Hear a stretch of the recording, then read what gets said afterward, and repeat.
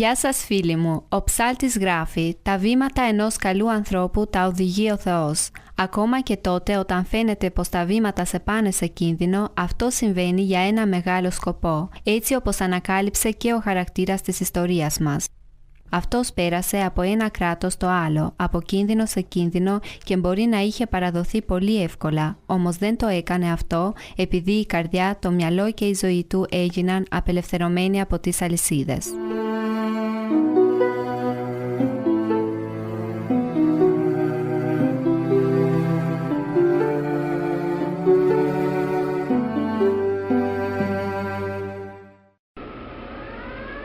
Φοιτητές, φύγετε από εδώ, επιστρέψτε στα σπίτια σας. Οι προδότες θέλουν να ανατρέψουν την κυβέρνηση. Το πανεπιστήμιο θα κλείσει για την ασφάλεια σας. Πρώτα πρέπει να σας ελέγξω τις ταυτότητές σας. Μετά ξεκινήστε για τα σπίτια σας. Εσύ, δείξε μου την ταυτότητά σου. Εγώ? Ναι, εσύ. Μάλιστα, κύριε.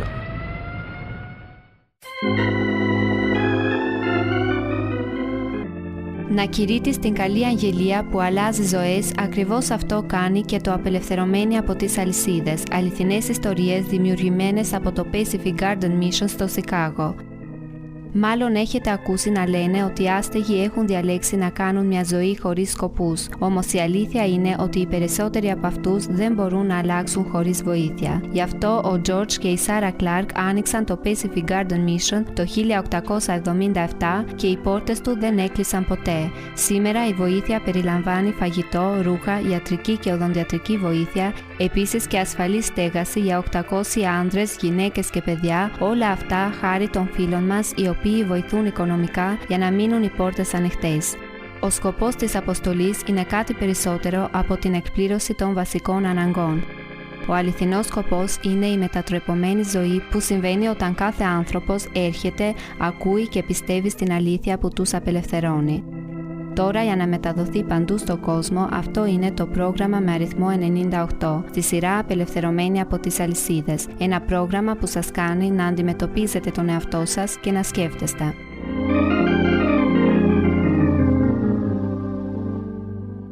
Την προηγούμενη εβδομάδα ακούσαμε πως το αγόρι της ιστορίας μας μεγάλωσε σε μια οικογένεια γεμάτη διαμαχίες και μίσους ανάμεσα στους Άραβους και στους Αιθιώπες. Αφού διάβασε τις δύο διαθήκες, αυτός αποφάσισε να ακολουθήσει τον Χριστό. Μια απόφαση αυτή που τον έκανε να κρυφτεί στο χωριό που ζούσε. Όταν οι κομμουνιστές κατάκτησαν την Αιθιοπία το 1975, άρχισε ο εμφύλιος πόλεμος και αυτός πήγε προς το Σουδάν. Σε αυτό το δεύτερο μέρος της ιστορίας, εμείς θα ακούσουμε για το επικίνδυνο πόλεμο και για την επιβίωση σε ένα εχθρικό περιβάλλον. Είναι η αληθινή ιστορία ενός ανθρώπου που εμείς το ονομάζουμε Jacob Mesut, στο απελευθερωμένοι από τις αλυσίδες.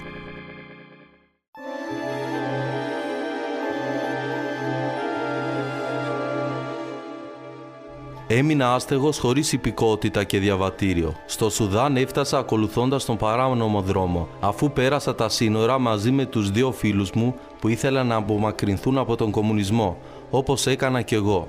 Όλο εκείνο το χρόνο είχα κοιμηθεί στο πανεπιστήμιο μαζί με άλλους φοιτητές.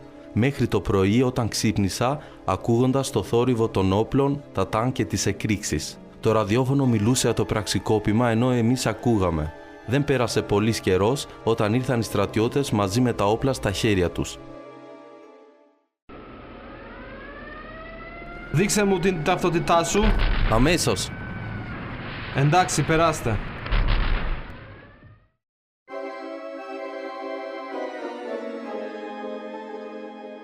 Έδειξα την πράσινη ταυτότητα της πόλης μου στην Αιθιοπία. Ένα χαρτί που είχε το ίδιο χρώμα με την κάρτα του φοιτητή. Ο στρατιώτης δεν τη διάβασε, γι' αυτό με άφησε ελεύθερο.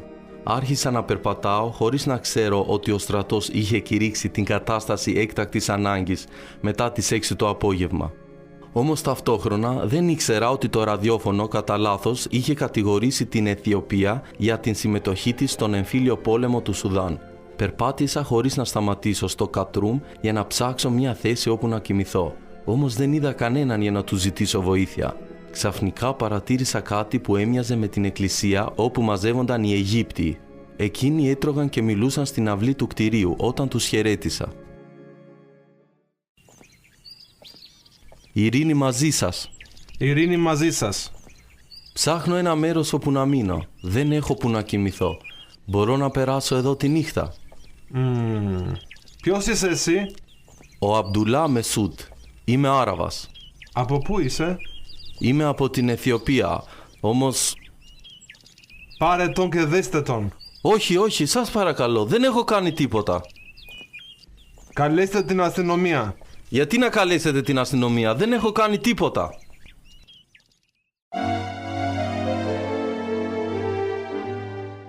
Η αστυνομία ήρθε και με έβαλε σε ένα αμάξι χωρίς τζάμια.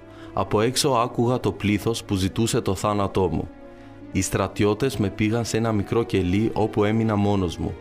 Αργότερα έφεραν εκεί και έναν μεθυσμένο. Όταν κοιμόμουν, αυτός προσπάθησε να μου κάνει κάτι, όμως τον έσβρωξα αμέσως. Κάλεσα τον φύλακα και του είπα, όμως από το βλέμμα του κατάλαβα ότι έπρεπε να ήμουν ξύπνιος όλη τη νύχτα και να φοβόμουν και τους δύο. Το άλλο πρωί, ο στρατιώτης που με είχε συλλάβει γύρισε. Εσύ βγεις από εκεί. Σε παρακαλώ, έχω χρήματα, ιταλικά νομίσματα. Πάρε τα χρήματα και άσε με να φύγω. Σιωπή.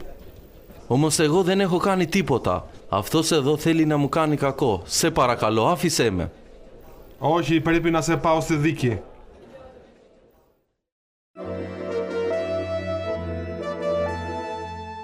Όταν έφτασα σε μια άλλη φυλακή ήταν μεσάνυχτα. Με έβαλαν σε ένα μεγάλο κελί με 300 άνδρες από διάφορες χώρες, ακόμη και από την Αιθιοπία. Οι μύγες με τρέλαναν και δεν μπορούσα να κοιμηθώ. Όταν το πρωινό φως ανακάλυψε την θλίψη μας, είδα ότι οι μύγες βρισκότανε παντού. Ακούστε εδώ! Να πάνε έξω εκείνοι που έχουν ταυτότητες και οι πρόσφυγες χωρίς χαρτιά.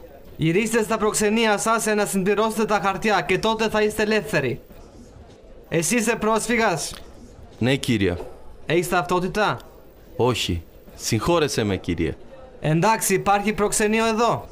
Ναι, κύριε.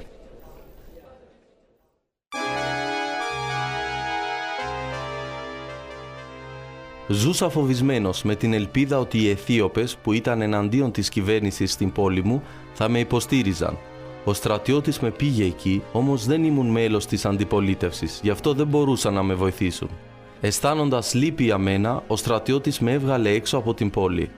Μερικές φορές είχα και αμφιβολίες σε σχέση με αυτόν επειδή κρατούσε όπλο και η ανηθικότητα ήταν εμφανής. Μάλλον ασκούσε βία πάνω σε μένα και με σκότωνε. Άρχισα να προσεύχομαι με όλη μου την καρδιά. Ζήτησα στο Θεό να με βοηθήσει. Αυτός σταμάτησε κοντά σε μια βίλα στο χωριό. Έλα. Καρδιά μου, αυτός ο άνθρωπος δεν έχει κανένα να τον βοηθήσει, γι' αυτό τον έφερα εδώ. Δόξα τω Θεώ. Αυτή είναι η γυναίκα μου. Εμείς θα σε βοηθήσουμε. Σας ευχαριστώ, κύριε. Καρδιά μου, αυτός είναι πεινασμένος. Δώσ' του να φάει. Σε παρακαλώ, καθίστε. Σας ευχαριστώ, κύριε. Αν δεν έχεις κανένα να σε βοηθήσει, θα σε βοηθήσω εγώ. Θα πάρω τις ευθύνες μου και θα σε βγάλω από τη φυλακή. Σας ευχαριστώ πάρα πολύ. Κύριε, εσείς συμπεριφερθήκατε πολύ καλά μαζί μου.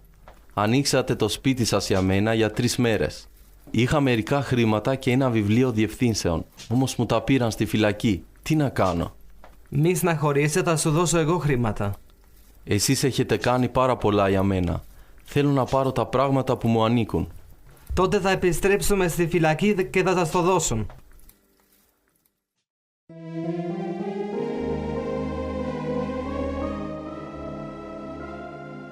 Όταν φτάσαμε στη φυλακή, εκεί ήταν ο στρατιώτης που με είχε συλλάβει, όμως δεν φαίνονταν ευτυχισμένος που με είδε. Τι θες εσύ εδώ? Κύριε, όταν με πήραν στη φυλακή, μου πήραν μερικά χρήματα και τα προσωπικά μου αντικείμενα. Και εσύ πώς βγήκες από τη φυλακή? Μα δεν υπήρχε λόγος να μείνω στη φυλακή. Δεν το ήξερα ότι είχες βγει. Μα πώς βγήκες? Μα εγώ δεν έχω κάνει τίποτα. Εσύ έπρεπε να πας στη δίκη σήμερα. Πες μου ποιος σε έβγαλε. Κύριε, εγώ δεν έχω κάνει τίποτα. Κάποιος με βοήθησε.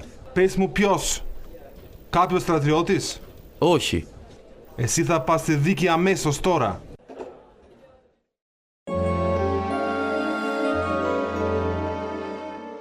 Αυτός που με βοήθησε δεν παραδέχτηκε τι είχε κάνει, γι' αυτό με πήγαν στη δίκη. Δεν ήμουν προετοιμασμένος σε αυτό που με περίμενε. Η δίκη είχε μεγάλη διαφορά με εκείνη της χώρας μου. Αντί να ήταν παρόν 3 άντρες, εκεί ήταν μόνο ένας, καθισμένος στην άκρη της αίθουσας. Σκέφτοντας ότι ήταν υπάλληλος, εγώ κάθισα, όμως ο στρατιώτης με χτύπησε. Είμαστε στη δίκη, απογορεύεται να καθίσεις. Δεν το ήξερα ότι ήμασταν στη δίκη. Κατηγορείστε για εξέγερση. Έχεις προκαλέσει επανάσταση εναντίον της κυβέρνησης του Σουδάν. Σε έχουν πιάσει στα σύνορα, εκεί που δέχτηκες ότι ο σκοπός σου ήταν η ανατροπή της κυβέρνησης.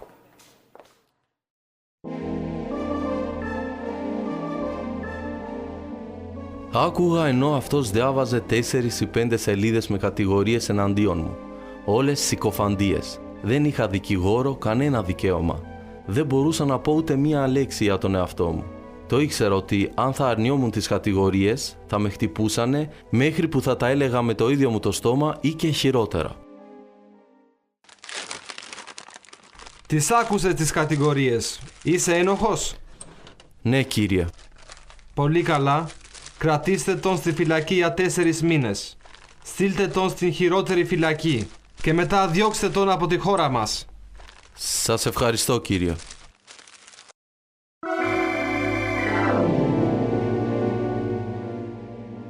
Μου πήραν τα ρούχα και μου έδωσαν τα ρούχα της φυλακής. Έτσι όπως και οι άλλοι Αιθίωπες που βρίσκονταν στην ίδια κατάσταση. Ενώ πήγαινα στη φυλακή, είδα έναν φίλο μου που έβγαινε και του έδωσα τη βίβλο για να τη φυλάξει. Η φυλακή ήταν γεμάτη με 600 άντρες και είχε μια άσχημη μυρωδιά. Μας έφεραν φαγητό μια φορά το 24ωρο, όμως δεν ήταν καθόλου καλό. Ήξερα ότι κινδύνευα να πεθάνω. Παιδιά, αν θέλετε φαγητό, δουλέψτε για να το αξίζετε. Τι δουλειά θα κάνουμε?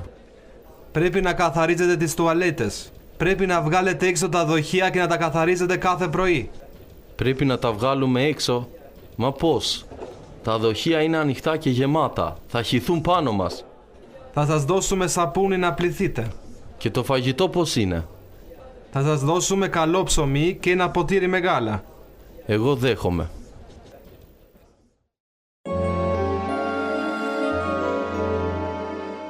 Κάθε πρωί κρατούσα τα μεγάλα δοχεία της τουαλέτας που ήταν πιο βαριά από μένα και με λέρωναν. Συχαινόμουν τον εαυτό μου. Δεν πίστευα ποτέ μου ότι θα αντέξω την άσχημη μυρωδιά και το βάρος από τα δοχεία της τουαλέτα. Όμως έπρεπε να δουλεύω οπωσδήποτε, αλλιώς θα πέθαινα από την πείνα. Ενώ ο χρόνος περνούσε, εγώ γινόμουν πιο δυνατός και άντεχα την άσχημη μυρωδιά. Μετά από 4 μήνες η ποινή μου τελείωσε. Αμπτουλάχ, ξέρεις ότι τελείωσε η ποινή σου. Όμως δεν έχει άλλους φυλακισμένους που θα απελευθερωθούν. Δεν μπορεί να σε στείλουν μόνο εσένα. Γιατί να ξοδέψουν καύσιμα μέχρι στα σύνορα? Έχει υψηλό κόστο. Θα μείνεις και 1 χρόνο και τότε θα σε στείλουμε στα σύνορα μαζί με τους άλλους. Ναι, κύριε.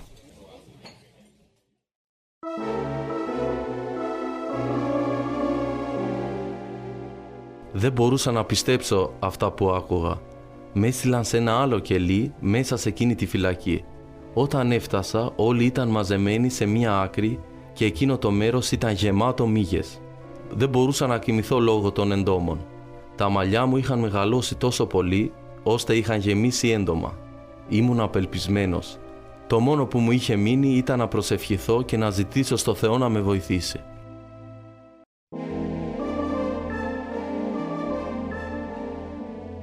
Οι άλλοι φυλακισμένοι με λυπήθηκαν και βγήκαν ως εθελοντές για να μου κόψουν τα μαλλιά. Έσπασαν ένα μπουκάλι και χρησιμοποίησαν τα κομμάτια για να κόψουν τις τρίχες, κάτι που μου έσωσε έστω και λίγο από τα έντομα. Δεν μου άρεσε να δεχτώ τέτοιες χάρες γιατί ήταν επικίνδυνο να χρωστάς τον άλλον εκεί μέσα. Έδειξα προσοχή και στους στρατιώτες που μας παρατηρούσαν. Έτσι πέρασα εβδομάδα στο καινούριο κελί. Αμπτουλάχ, έχει έρθει η θεία σου για επίσκεψη. Μα εγώ δεν έχω θεία. Έλα μαζί μου να την δεις αν είναι η θεία σου ή όχι. Όχι, θέλω να μείνω εδώ. Είμαι σίγουρος ότι δεν έχω καμία θεία εδώ. Όμως εκείνη θέλει να μιλήσει μαζί σου. Εγώ δεν θέλω να της μιλήσω. Όπως θέλεις. Θα της πω να φύγει τότε.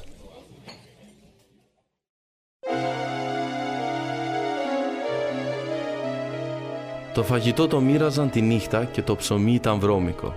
Όταν ο ίδιος στρατιώτης γύρισε σε μένα μια εβδομάδα αργότερα με 2 κομμάτια ψωμί αμένα, είχα αμφιβολίες για τους σκοπούς του και πήρα μόνο ένα κομμάτι. Κάθισα κάπου για να προσευχηθώ με τα μάτια δακρυσμένα. Αμπτουλάχ, θέλω να μιλήσω μαζί σου. Εγώ θέλω να μείνω μόνος μου. Μάλλον είναι καλύτερα να μιλήσεις. Έχεις καμία θεία με το όνομα Σοφία? Ναι. Εκείνη βρίσκεται εδώ. Ήρθε μια εβδομάδα πριν, όμως εσύ δεν δέχτηκες να τη συναντήσεις. Χθες προσπάθησα να σου μιλήσω, όμως δεν με άκουσες. Εκείνη ήρθε από τη Σαουδική Αραβία. Είναι εδώ. Και τι θες να κάνω? Έλα μαζί μου να τη συναντήσεις. Μπορείς να μου δώσεις ένα χαρτί και ένα μολύβι για να της γράψω κάτι? Βεβαίως.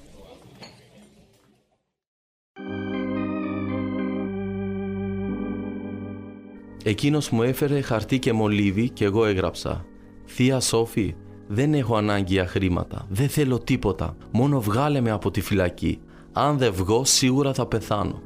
Εκείνος πήρε το σημείωμα, όμως γύρισε πάλι για να με βγάλει από τη φυλακή. Αμπτουλάχ, εσύ είσαι? Θεία Σόφη, εσύ είσαι. Το πήρες το γράμμα μου. Δεν ξέρω να διαβάζω, Αμπτουλάχ, όμως το διάβασε ο στρατιώτης. Εσύ ήσουν και την προηγούμενη εβδομάδα. Ναι, όμως μου είπαν πως δεν ήσουν εσύ ο ανιψιός που έψαχνα. Γι' αυτό έφυγα και σε έψαξα σε όλες τις φυλακές που είναι εδώ. Δεν ήξερα ότι ήσουν εσύ. Νόμιζα ότι ο στρατιώτης ήθελε να τον ακολουθήσω για να ασκήσει βία πάνω μου. Όχι, τους έδωσα χρήματα για να σε βγάλουν. Ωχ, δόξα τω Θεώ. Σε ευχαριστώ πάρα πολύ, Θεέ μου, που έστειλες τη θεία μου. Κοίτα πως έχεις καταντήσει, Αμπτουλάχ. Πεινάω πάρα πολύ. Εδώ δεν μας δίνουν φαγητό. Δεν έχει τίποτα εκτός από το ψωμί με λάσπη. Φεύγουμε τώρα. Θα σου δώσω εγώ φαγητό. Μα πού το ήξερες ότι ήμουν εδώ? Ο φίλος σου που δουλεύει στο πανεπιστήμιο έγραψε στην οικογένειά σου όταν σε συνέλαβαν και εκείνοι γράψανε σε μένα. Δεν ξέρω πώς να σε ευχαριστήσω. Θα είχα πεθάνει εκεί.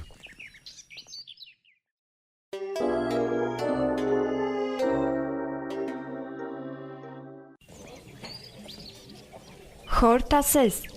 Ναι. Σε ευχαριστώ, θεία Σόφη. Τι θες να ξέρεις? Στην Αιθιοπία δεν μπορείς να γυρίσεις λόγω του εμφύλιου πολέμου. Ούτε εδώ όμως δεν μπορώ να μείνω. Εγώ μπορώ να σε πάρω μαζί μου. Στη Σαουδική Αραβία? Ναι, θα πάω στην πρεσβεία και θα βρω κανένα διαβατήριο. Μπορεί να μην μου το δώσουν. Πώς δεν θα σου το δώσουν? Κάθε μουσουλμάνος μπορεί να επισκεφτεί τις Άγιες Πόλεις. Θα μείνεις μαζί μου μέχρι να αποφασίσεις τι θα κάνεις. Μα δεν έχω χρήματα. Θα φροντίζω εγώ για όλα. Θεία Σόφη, πρέπει να πάρω κάποια βιβλία από έναν φίλο που τα φυλάγει.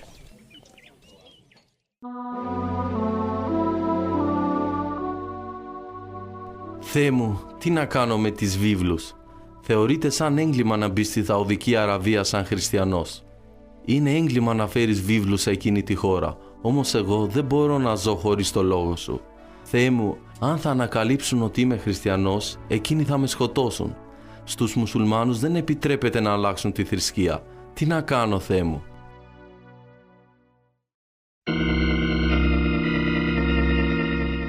Επειδή η θεία μου δεν ήξερε να διαβάσει, έβαλα και τις 2 βίβλους στη βαλίτσα της. Εκείνη ξεκίνησε πριν από μένα και όταν έφτασα στο αεροδρόμιο έμαθα ότι θα έλεγχαν τις βαλίτσες για παράνομα είδη. Θύμωσα πολύ με τον εαυτό μου που έβαλα σε κίνδυνο τη θεία μου. Τι θα έκαναν σε εκείνη? Δεν μπορούσα να της τηλεφωνήσω για να ξέρω αν ήταν καλά, επειδή εκεί δεν είχε τηλέφωνο. Το μόνο που μου έμεινε να κάνω ήταν να προσευχηθώ μέχρι να φτάσω στο βασίλειο. Εκείνη με περίμενε. Τα κατάφερες, Αμπτουλάχ. Είσαι καλά, θεία? Ναι, γιατί? Την πήραν τη βαλίτσα σου? Ήρθε ένας φύλακας μαζί μας, όμως δεν ξέρω τι συνέβη με εκείνον. Εξαφανίστηκε χωρίς να ελέγξει την βαλίτσα μου, γι' αυτό πέρασα αμέσως. Δόξα τω Θεώ. Μήπως ήσουν σε άγχος? Όχι, απλά ρωτάω. Πού είναι τα βιβλία μου? Τα έχω μαζί μου. Να που είναι.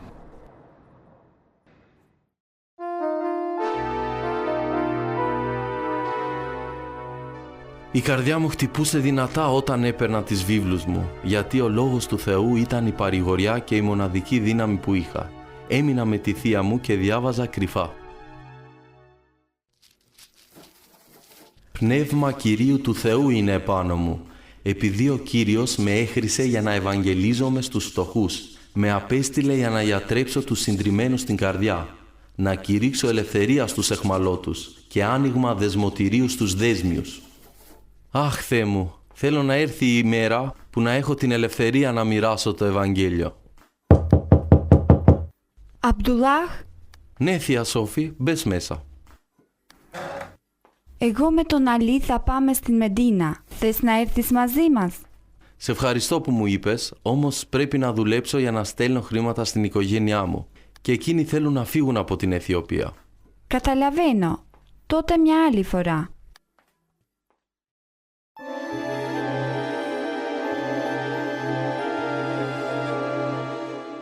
Το δίλημμα μεγάλωνε ενώ οι μήνες περνούσαν και η βίζα τελείωνε. Έμεινα παράνομα στη Σαουδική Αραβία, ένα άλλο έγκλημα στη λίστα μου. Αφού έστελνα χρήματα στην οικογένειά μου για μερικά χρόνια, εκείνοι έφυγαν από την Αιθιοπία και δεν είχα πια δικαιολογίες για να μην πάω στη Μεντίνα. Το Ραμαζάν, ο μήνας της νηστείας για τους μουσουλμάνους, πλησίαζε και εγώ δούλευα με τον ξάδελφό μου, με τον ιό της θείας μου. Αν και συχνά η θερμοκρασία ήταν πολύ υψηλή, εμείς δεν έπρεπε να πιούμε τίποτα, όμως εγώ έπινα. Αμπτουλάχ, έχω μέρες να σε βλέπω να μπαίνεις μέσα με τους χριστιανούς και να πίνεις νερό. Πρέπει να νηστεύεις μέχρι στο ηλιοβασίλεμα. Ναι, το ξέρω. Όμως πώς μπορείς να νηστεύσεις με όλη αυτή τη ζέστη? Πρέπει να νηστεύεις σαν μουσουλμάνος. Κάθε παιδί πάνω από 7 χρονών πρέπει να νηστεύει. Δεν είμαι πια μουσουλμάνος. Δεν χρειάζεται να νηστεύω. Δεν είσαι πια μουσουλμάνος? Όχι. Και τι είσαι τότε? Χριστιανός. Εσύ αξίζεις το θάνατο επειδή έχεις προδώσει το Ισλάμ. Θα το πω αμέσως στον αφεντικό.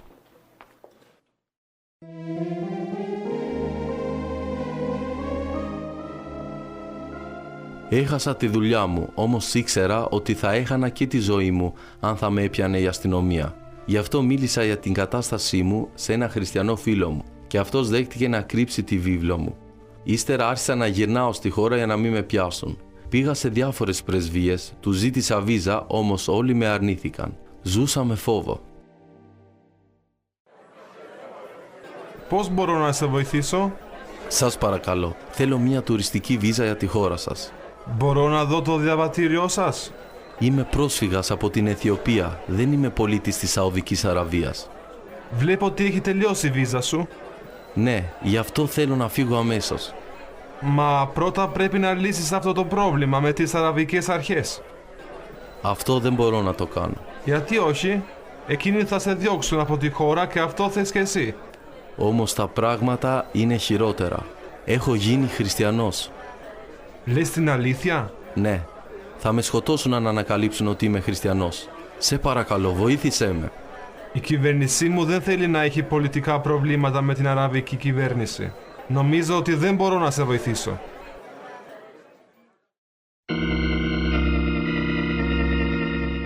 Μερικές από τις πρεσβείες ήξεραν ότι οι άνθρωποι ζητούσαν μόνιμο άσυλο και δεν τους έδιναν τουριστικές βίζες. Πέρασαν περισσότεροι από 3 μήνες και η θλίψη μου έφτασε στα όρια της. Ο καιρός περνούσε. Ένα πρωί γονάτισα και προσευχήθηκα στο Θεό για το δίλημμα που είχα.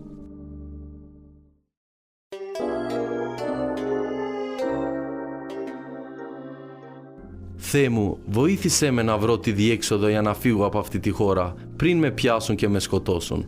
Πιστεύω σε σένα, Θεέ μου. Σε παρακαλώ, συγχώρεσέ με που ήμουν φοβητσιάρης και έκρυψα την πίστη που έχω για σένα.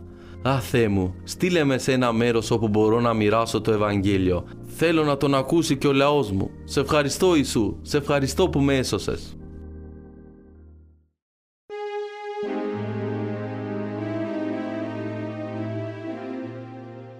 Εκείνο το πρωί πήγα στην νορβηγική πρεσβεία για να ζητήσω τουριστική βίζα. Την άλλη μέρα μου έδωσαν τη βίζα και 3 μέρες αργότερα πήρα το αεροπλάνο για την Νορβηγία. Από εκεί πέρασα τα σύνορα για τη Σουηδία, όπου έμειναν οι χριστιανοί μου φίλοι, εκείνοι που με είχαν μιλήσει για τον Χριστό στην Αιθιοπία.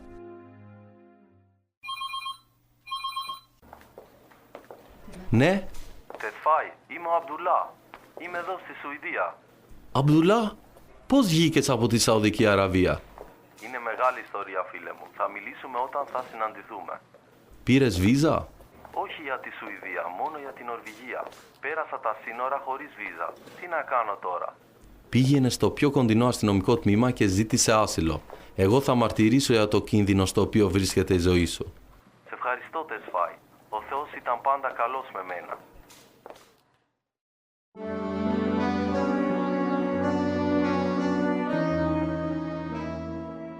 Η Σουηδία μου έδωσε άσυλο και εγώ άλλαξα το όνομά μου σε Τζάκοπ. Βρήκα δουλειά σε μια καλή εκκλησία και μεγάλωνα στο Θεό μέσω της βιβλιακής μελέτης. Όμως ήμουν μόνος μου και προσευχόμουν στο Θεό για να μου δώσει μια γυναίκα, μια κοπέλα από την Αιθιοπία. Έτσι πέρασαν 3 χρόνια.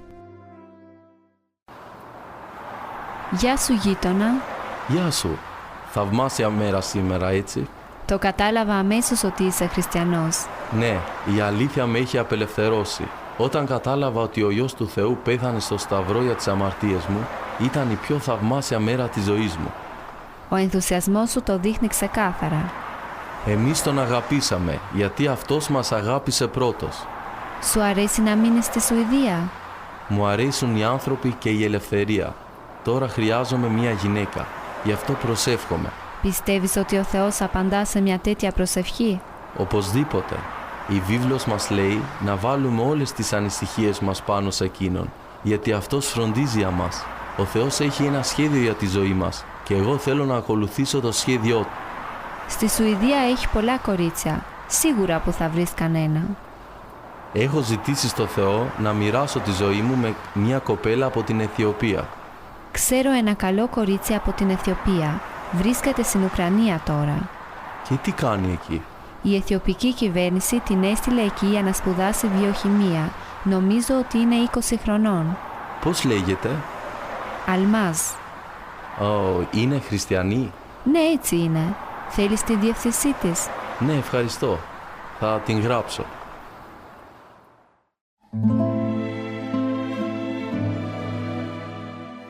Δεν ήξερα ότι αυτή η κοπέλα, η Αλμάς, ήθελε οπωσδήποτε να αποφύγει τον κομμουνισμό, να απομακρυνθεί από την Ουκρανία και η γειτόνισά μου ήθελε να τη βοηθήσει ετοιμάζοντας ένα σχέδιο.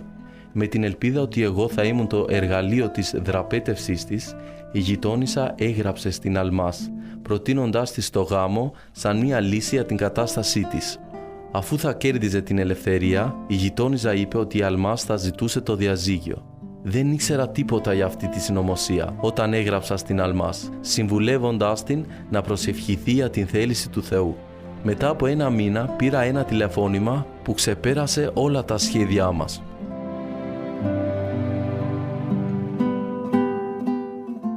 Την άλλη εβδομάδα η Αλμάς θα μοιράσει την εξαιρετική της μαρτυρία, ενώ εγώ έχω μια ερώτηση για σένα, φίλε που μας ακούς. Μήπως κάνεις προσπάθειες να επιζήσεις αυτή τη ζωή χωρίς το Θεό, τον Ιησού Χριστό? Η βίβλος λέει στις Πράξεις κεφάλαιο 4 στίχος 12 «Και δεν υπάρχει διαμέσου κανενός αλλού η σωτηρία, επειδή ούτε άλλο όνομα είναι δοσμένο κάτω από τον ουρανό ανάμεσα στους ανθρώπους, διαμέσου του οποίου πρέπει να σωθούμε». Αν θέλεις να έχεις την ασφάλεια της αιώνιας ζωής, την παρουσία του Θεού στη ζωή σας, προσευχήσου μαζί μου. Θεέ μου, εγώ πιστεύω πως ο Ιησούς πέθανε στη θέση μου για τις αμαρτίες μου. Πιστεύω πως Αυτός αναστήθηκε από το θάνατο και επιτρέπει να μεσολαβεί για μένα. Σε ευχαριστώ για το δώρο σου της σωτηρίας. Έλα στην καρδιά μου, Κύριε Ιησού, και κάνε με σαν εσένα. Στο όνομά σου προσεύχομαι. Αμέν.